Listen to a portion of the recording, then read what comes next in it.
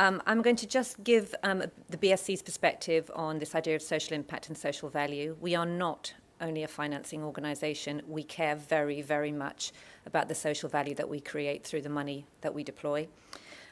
Secondly, what this idea of, as Melanie says, and has been mentioned a few times, how this idea of social impact is becoming more important in a maturing market. Thirdly, what investors are increasingly looking for, what we look for and what we look for in our intermediaries that we invest in, and then how we expect social impact to be fundamentally integral and embedded into any form of social business plan.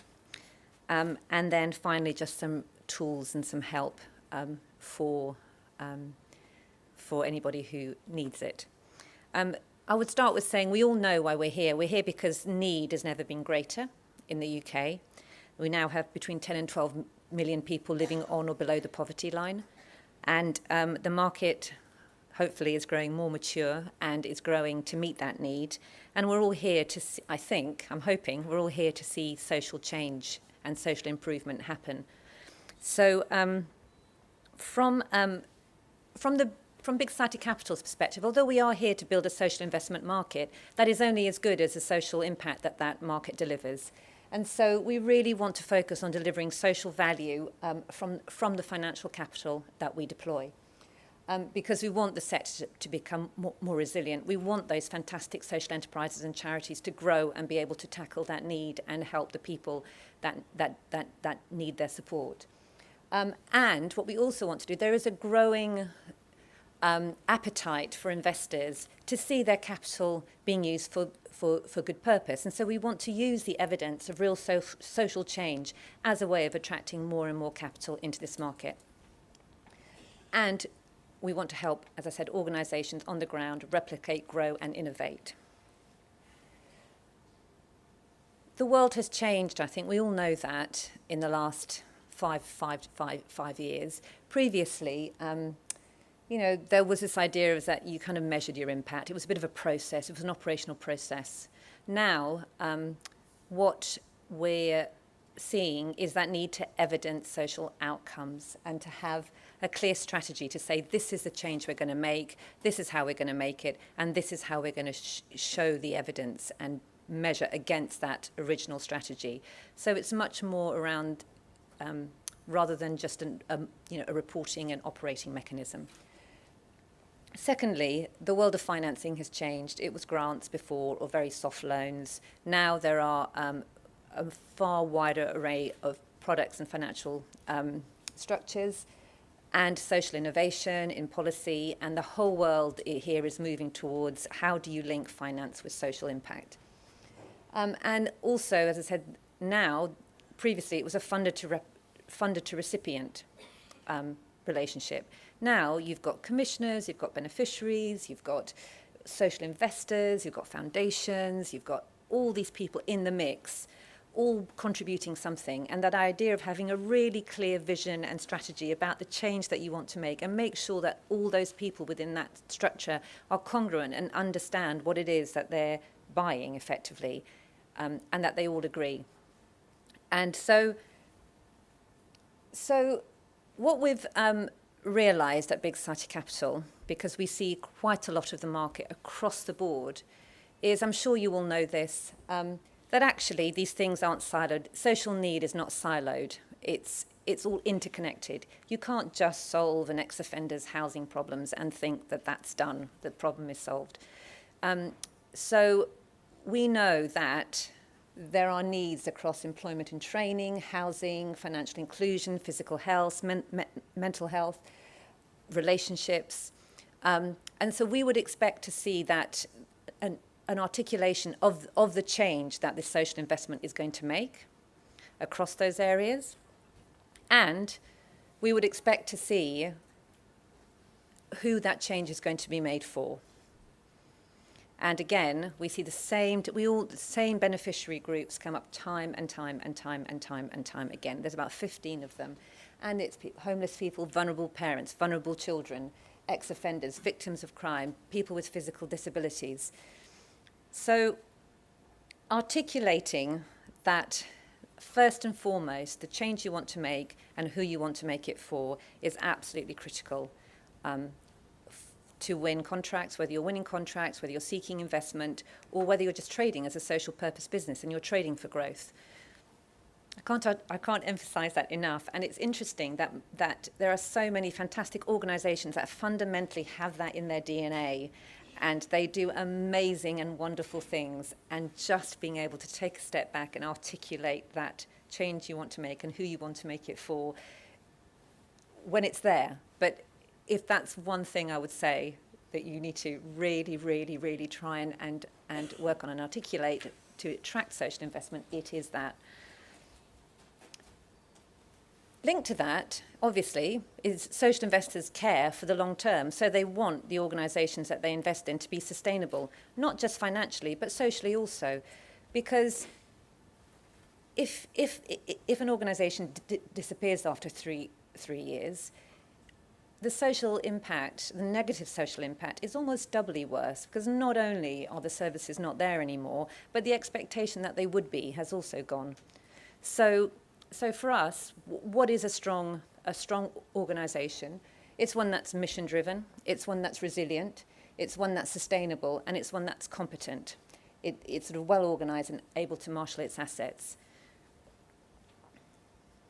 And there's a very good, if you look at, there's Northern Rock did some fantastic research in the Northeast on third sector trends, and looking at where organisations under stress or in a difficult situation start drifting away from those particular four areas, and where the really good sweet spot is.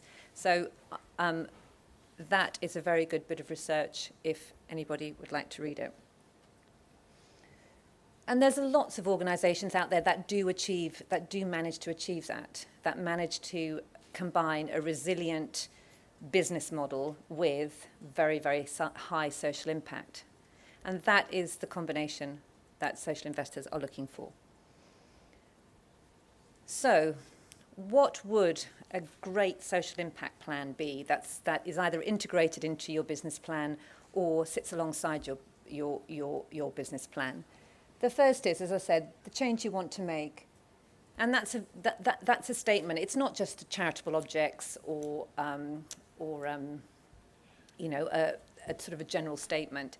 It is a strategy. It is linked to the overall purpose of your work, and it shows that you understand the context of the market that you operate. You understand the need. You understand how to solve it. You understand the policy context. And then, who do you serve? Who are you there to help? And how your activity is going to really, really solve the problem for those people. How well do you understand your clients or your beneficiaries? How do you make your services accessible, affordable, inclusive?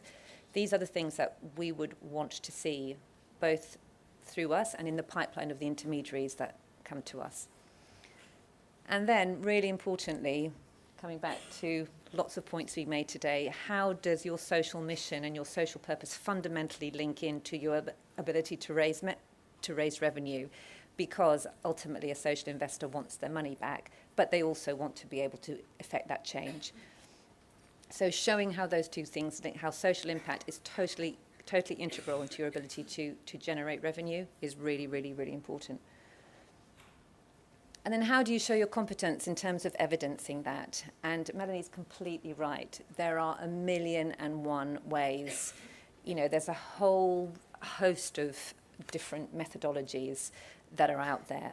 But what we've discovered first and foremost is that most people actually do it in their own way. That there are pockets of people who use SROI, or they use REDS, or they use views. But mainly, most people actually use an Excel spreadsheet. And that's okay, actually, because what matters is not so much the system you use, but the integrity of the indicators that you use, and the integrity of the evidence that you show, and the quality of the evidence gathering. And so I think sometimes people get get caught up with this concept of which system do we use, but really it's the integrity of the evidence, it's the integrity of the indicators and how it's linked with your purpose and business that matters most. And then how it's really important, I mean, we're doing it internally at BSC, we're all on a learning journey. How do we learn from what we do to make what we do better so that we can then achieve even more social change? And articulating how, as an organisation, you take your evidence and you take what you're doing and you learn from it to improve is also really, really, really important. What we've done is developed a number of, we have developed some, or we are increasingly developing a set of tools and reference points for organisations who need help. We've got some frontline guidance, so which is on our website, which is what do investors expect to see in a social sector organisation's impact plan. It's a much more detailed version of what I've rattled through today. We're developing this outcomes matrix which outlines the sort of the key outcomes for each of those areas that I mentioned and for each of those beneficiary groups. And what we've tried to do is to keep it very simple and proportionate and focused on what best practice is, on what good, solid indicators are, to try and at least allow organisations to at least start the process, start building up some good, solid evidence. What we're hoping to do over the next few months is make that much more interactive and start developing almost starter packs for frontline organisations who've never done this before, and for those that do, some help in terms of mapping to this framework. And we have a lot of information on what is good research and good practice on indicators. So please look at our website for that and keep an eye on it, because it will be changing quite a lot over the next 6 months or so. And we have done that very much collaboratively across the sector, so working with frontline organisations, with experts, with the Cabinet Office, with trying to work with the commissioners, but that's proving a slower journey. But we are getting there. This is what it looks like currently, the outcomes matrix. You click on it, it gives you some indicators. So that will be developed further.